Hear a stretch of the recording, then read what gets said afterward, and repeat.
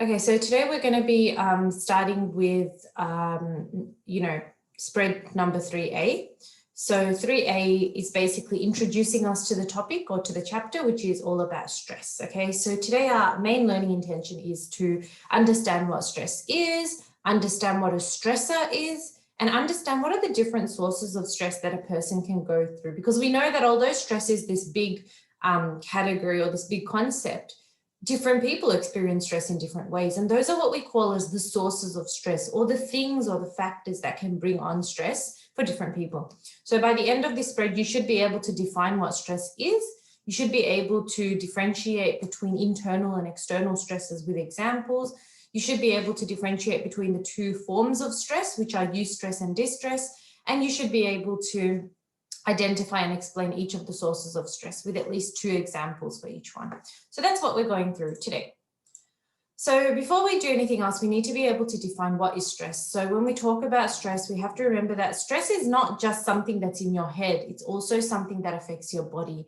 And in chapter 2, we learned about the sympathetic nervous system as being the nervous system division that activates in times of danger or in times of threat. Okay, and remember I told you guys that when we do chapter 3, which we're doing now, we're going to talk about the sympathetic nervous system as also activating in times of stress. Because think about it, when you're facing a threat or you're facing a danger or some kind of harm, you're going to be likely to experience stress as a result of that. Okay, so in other words, stress is both a physiological state, meaning that it biologically or physically activates some part of your body or sympathetic nervous system. It's also a psychological state, because although stress does affect your body and releases all those stress hormones and that side of things, it's also psychological. It's also in our head. So some people might tell you, don't overstress, don't overthink things, okay? And that's kind of evidence for the fact that stress isn't just a physiological thing. It's also a psychological thing. The way that we think about stress, the way that we judge stresses in our lives, how difficult or how easy we view something as being can actually influence the amount of stress that we feel. And we will go through a model, not today, but in the next few classes, where we understand that, stress is in the eye of the beholder. Okay, it's not just the fact that everyone has the same stress response. Now, when we're talking about stress, we have to remember that stress can be produced by different stresses, and those stresses can be either internal in nature. That means that it can come from within yourself, or it can be external, which means it comes from outside you, maybe from your external environment like school or work. Okay, so that's the second part of the definition, or the key word there of that definition. The third part of that, the third key word of that stress definition is that stress is produced when we feel that a certain situation challenges our ability to cope or our resources to cope. So what does resources mean? Resources could mean, for example, money. Okay, if I have to go to uni, but then I don't have enough money to buy the textbooks and stuff, that could cause me stress because I don't have enough money to cope with that situation. Okay, ability, what could ability mean? Ability could mean your skill set to do something. Okay, if you've taken a difficult subject like, I don't know, chemistry or specialist maths or something that's like difficult, and you feel like you don't have the skill set within you to do that subject, that's going to cause stress because you feel like that subject now challenges or exceeds your ability to cope. Okay, so again, those are just 2 examples, but again, you can obviously talk about lots of other examples there as well. So remember the 3 main parts of our definition for stress. Number 1, it's a physiological and psychological state of arousal, which means that it affects our body and it's also affected by the way that we think. It's produced by internal or external stresses. These are repeated at the bottom here. So internal stresses being stresses that come from within us, like us thinking we're not adequate enough, us thinking that we don't have the ability. Okay, sometimes we have the ability, but we don't believe in ourselves. So sometimes if you don't have a lot of self-belief that you can do chemistry, you'll never be able to do it. Okay. Or, external stresses like pressure from your family, pressure from friends, pressure from school, pressure from teachers. Okay, all of those things can be external because it's from outside your environment. Okay, it's not from within you, but it's from your surroundings. And the last part of that stress definition is exceeding your ability or resources to cope. So remember, if we ever ask you to define stress, it's not going to be a 1 or 2 mark definition. It's definitely going to be 3 marks because we'll be expecting these 3 main points. That's for both the SAC and for the exam. Okay, so I've already talked about internal and external stresses. So we have to look at what is the definition of stressor in the first place. Okay, this is the definition of stressor.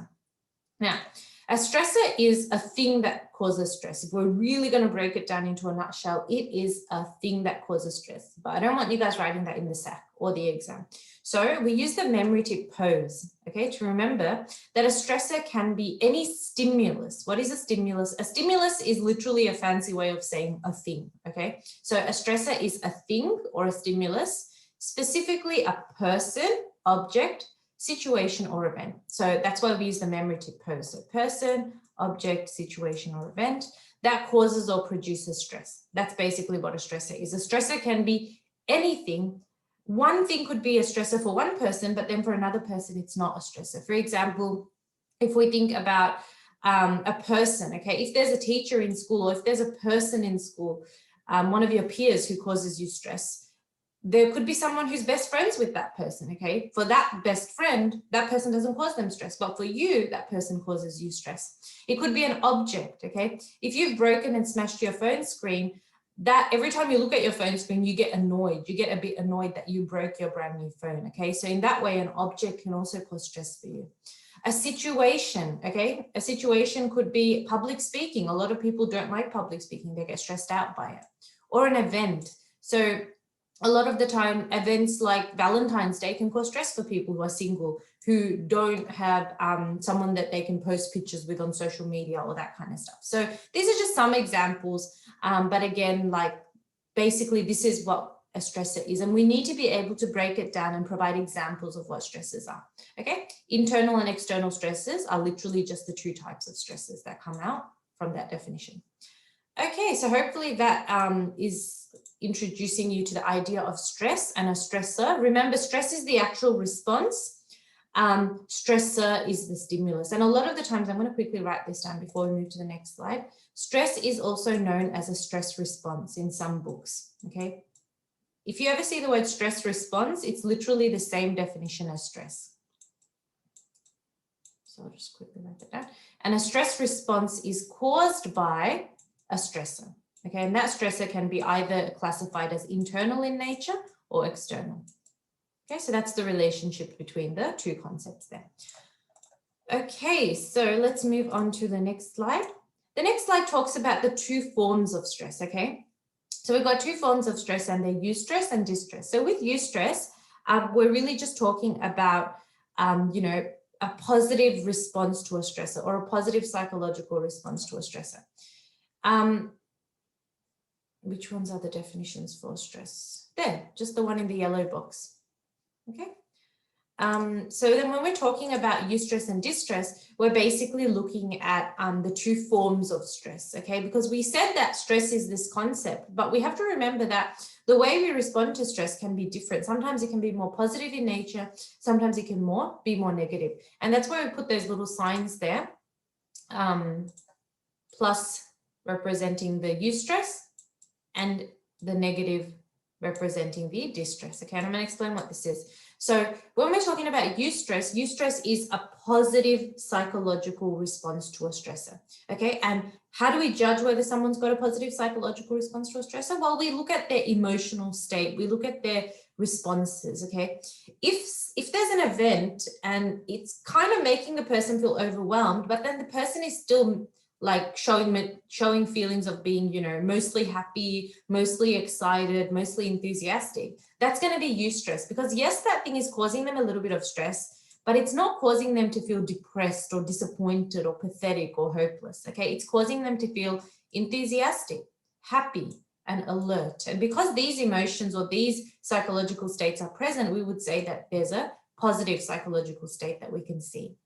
So some examples could be, you know, a lot of the time when people plan their 18th or their 21st birthday parties, it causes them a lot of stress, but then at the same time, they know that it's something that they're doing for themselves. They know they're going to have a good time with their friends. So it's obviously not going to cause them distress. It's going to cause them eustress. Okay, they're going to have a positive response to it. Same thing with most people when they're planning like other big events like, you know, graduation parties or weddings or engagements or bridal showers or baby showers, whatever you want to call it. All those things, yes, they are overwhelming and they do take a lot of time to plan. And in that way, they can cause a person stress. But the outcome that you're going to get out of that, you know, you're going to have a good time. You know that you're going to have a good experience and good memories. And so for that reason, it might be stressful, but it brings you some kind of positive emotion like joy, like happiness, enthusiasm, alertness. Okay. To give you another example, if I'm going to go bungee jumping, and I love having an adrenaline rush or something like that, then obviously I would be excited to go bungee jumping. But if my friend is really scared of heights and does not like adrenaline rush, especially jumping out of a, plane from God knows how high up in the sky, for her, that situation is going to cause distress. Okay. So remember that one situation or one thing can cause eustress for one person, but distress for another person. Okay. But certain events like planning birthday parties tend to cause eustress for the majority of the population.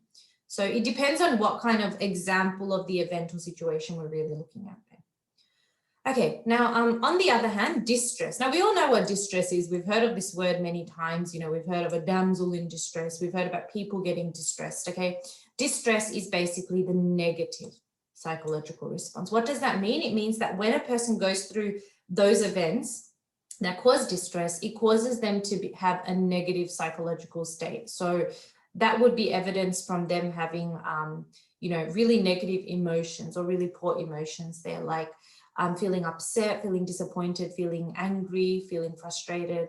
Okay, these are pretty obvious. Okay, so when we're talking about distress, we're talking about events that would cause some kind of a negative emotional or psychological state for the majority of the population. So we're talking about things like experiencing a breakup in a relationship. We're talking about things like getting suspended or expelled from your school. We're talking about things like failing a university subject.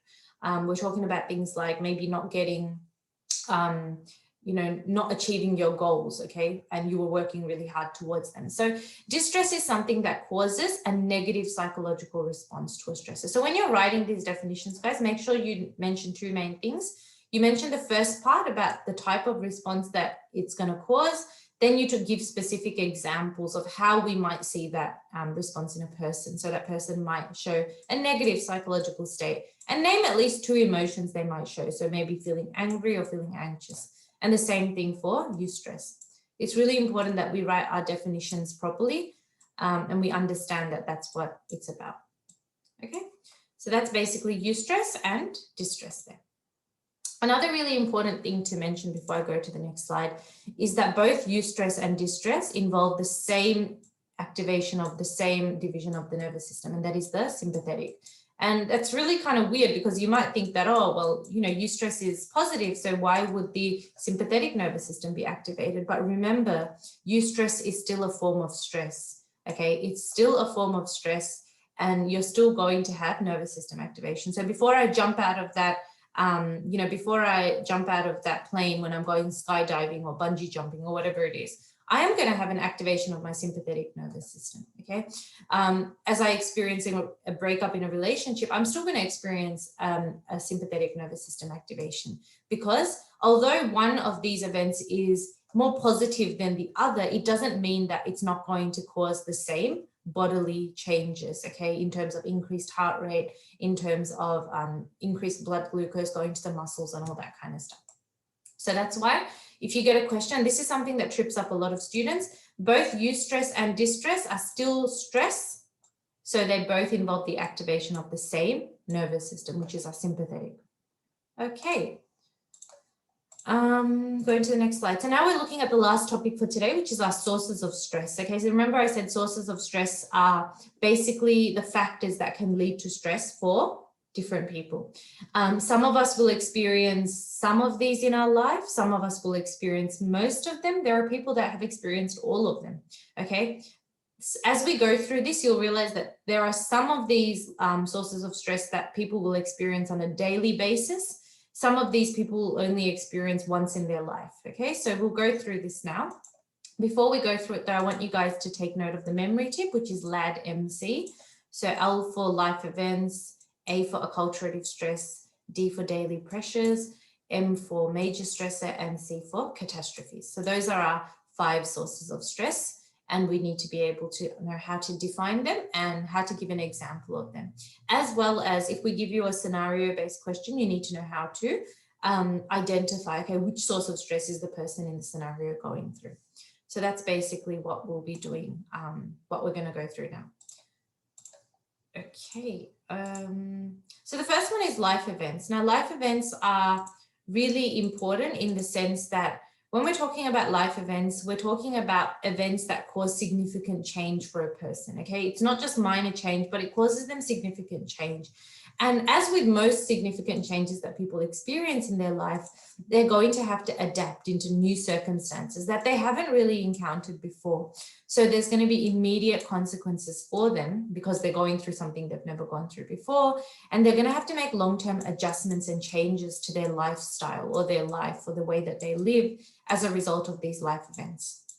Okay, now remember, life events can be both positive in nature and they can be negative in nature as well. Okay, positive in nature means that in the same way that people get married, people can also get divorced. Okay, so getting married is a positive life event. It should cause happiness for the majority of the population. Getting divorced is a negative life event for the majority of the population. It should cause, you know, stress as well. Again, it really depends on the person that was. Unless they wanted to get divorced. Sorry? Unless they wanted to get divorced. Yeah, that's what I'm saying. So when we're talking about like people, like if you're in an abusive marriage or something like that and you want to get divorced, then it's actually, divorce becomes a positive event for you rather than a negative life event. So it depends on the person that we're looking at. Same thing, like if you're forced to get married to someone you don't want to get married to, that is a negative life event for you. So it really depends. Same thing with this guy here. He's getting fired from his job. He probably liked his job because you can see that he's crying. But if he hated his job and he hated his boss, he wouldn't be crying, he might be smiling. So in that case, being fired from his job might be more of a positive life event for him. Okay, but he's obviously quite distressed and upset. So this would be a negative life event for him. Same thing when kids start new schools, especially in year 7 or, you know, halfway through primary school, it can be very hard for them to adjust and adapt into those new circumstances. They're obviously leaving their old friends behind in their old school. So for some kids who are more extroverted or more social, it could be positive. It could be an opportunity to make more friends. For some kids, it might be very distressing. Okay, again, all of these life events dependent on the person that we're looking at. Okay, home loans are a common life event for adults. Okay, taking out your first mortgage or taking out your first home loan or whatever is a really big step. It's a life event because it's something you've got to make immediate changes and adaptations there. Okay, losing a loved one is something that causes, for the majority of the population, it's a negative life event because when you lose someone you love, it's obviously stressing. When we're talking about life events, again, it forces them to adapt and it forces them to have to imagine life without that person anymore. Okay, same thing with dietary changes. So, you know, for example, if you suddenly stop having chocolate or you suddenly stop, you know, eating the diet that you've been eating for the past, you know, 15, 16 years, that's obviously going to be a life event. And for some people, dietary changes are actually a huge thing. It's something that does cause them to adapt into new circumstances. It does cause them to make immediate consequences. Okay, if you're coming from a cultural background where you're eating mostly rice or you're eating mostly pasta, and suddenly you've decided you want to go on a keto diet where you're literally eating no carbs, that's going to cause you a lot of you know, it's going to cause difficulty in terms of the fact that you do have to make long-term changes, okay? Especially if you're kind of like your life revolves around food or you are quite passionate about food and, you know, you're a foodie or something like that. So life events, remember, these are the main things. I'll just clear up the screen. These are the main parts of the definition. Number 1, they cause significant change for the person, okay? It's not just minor change, it's profound, it's huge change. And because of that change, this person now has to adapt into new circumstances that they haven't gone through before. Because they haven't gone through these circumstances before, they don't know what to expect. They don't know how to react. They don't know how it's going to be. So those are what we call immediate consequences, things that you don't expect, but you have to deal with. It's right in front of you. This guy gets fired from his job. He leaves the building. There are immediate consequences for him. How's he going to feed his family? How's he going to put, how's he going to afford his house? All this stuff comes up. And obviously, because of this, he might have to make long-term adjustments. So he might cancel his gym membership. You know, he might no longer go out as much for dinner because he's got to save money. Okay, so long-term adjustments are changes that we make to our lifestyle. Okay, so there are more changes there are more life events on the next slide, but these are just a few examples of life events. Okay, so I'm going to show you guys all the life events now.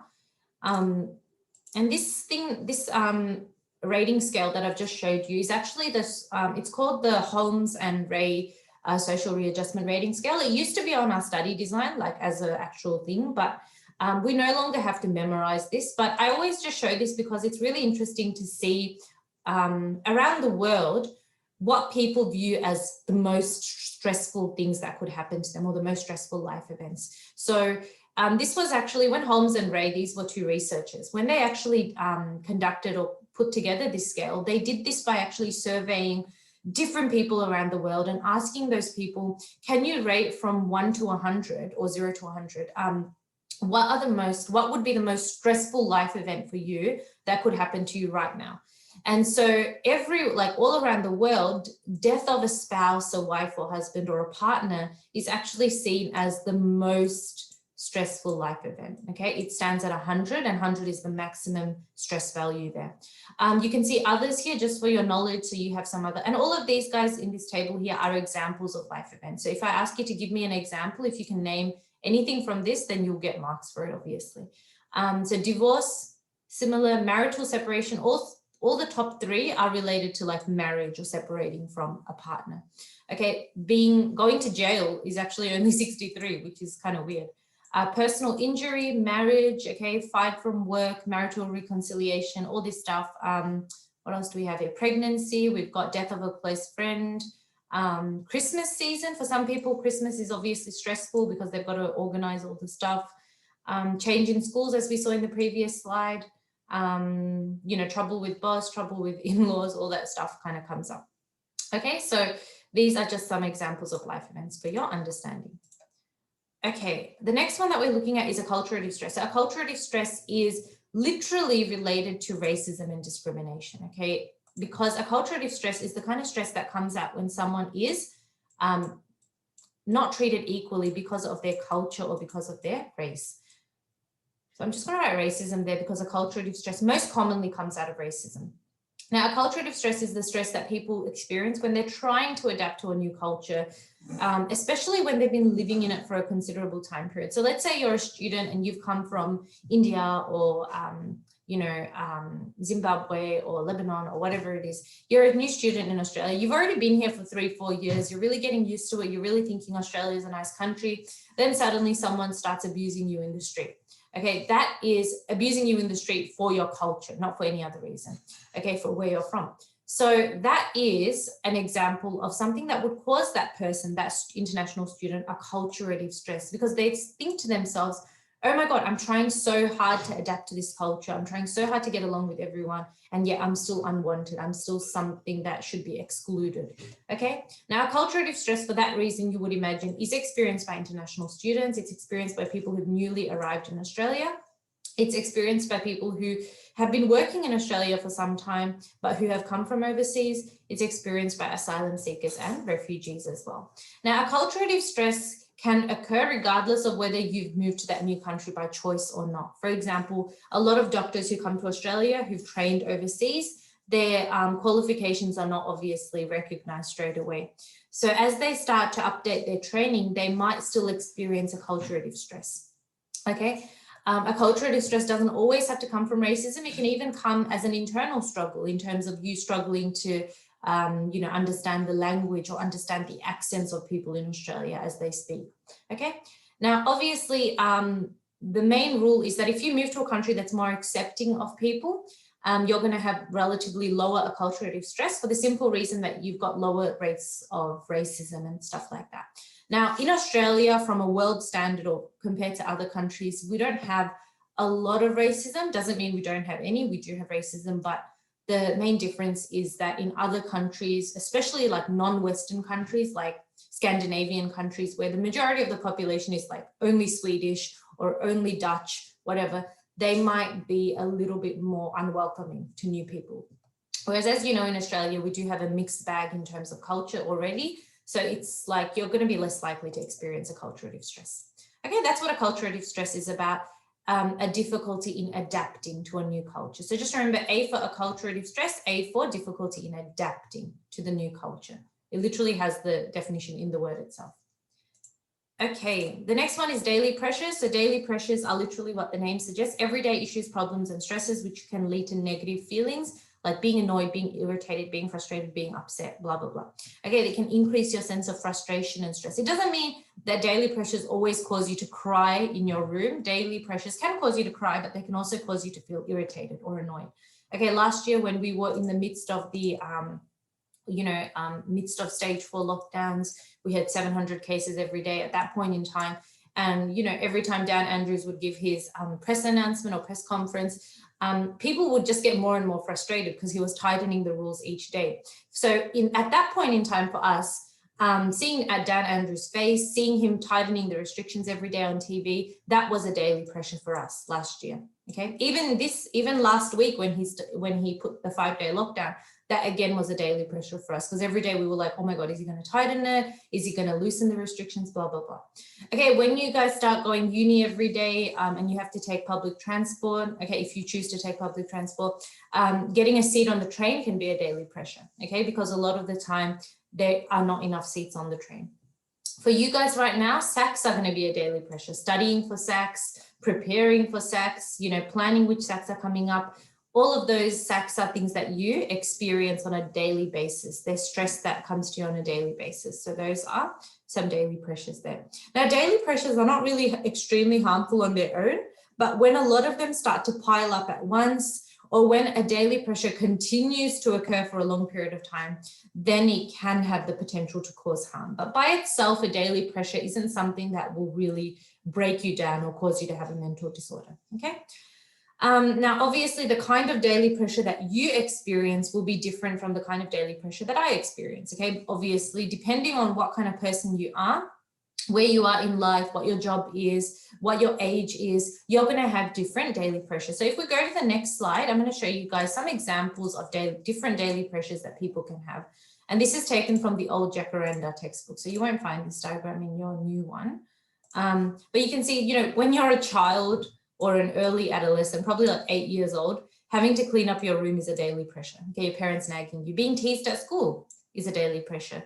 Seeing that another child can do something better, okay, that is a daily pressure for children. Middle to late adolescence, conflicts with a boyfriend or girlfriend, that could be a daily pressure for them. Not being satisfied with sporting skills, having your trust betrayed by a friend, okay, all these issues of trust and jealousy come up a lot when we talk about middle and late adolescence. When you're an adult, your concerns become a lot more related to you, but also related to others. So you might start to worry or get stressed because of the health of a family member that's declining. You might start to get more concerned about your weight and your body image, not because other people, it's not like the concern about weight you now have when you were an adolescent, where you're like, oh, I look bad, or I can't post nice pics on social media or whatever. It's more about like health related, like, oh my God, I'm this way and I'm, at risk of disease. So concerns about money, maintaining your home, not having maybe enough time to clean up your house while working 2 jobs, all that kind of stuff. Okay, so these are just some different examples. Now, you don't have to know one example from each of these columns. I just want you guys to know any 2 examples of daily pressures. They don't have to be categorized. This is just for you guys to have some more idea of what daily pressures or daily hassles, they're also called hassles, look like, okay, in terms of different age groups and in terms of different stages of the lifespan. So remember, daily hassles are sometimes also known as daily pressures, but in the study design, we use this word, so we'll stick with that. Okay, we're almost done. Major stresses are literally anything that's traumatic, disturbing, or distressing for anyone that experiences it. Okay, so remember, a major stressor is an event that is disturbing, it's distressing, it's traumatic, it's terrifying, it's horrifying, it's frightening.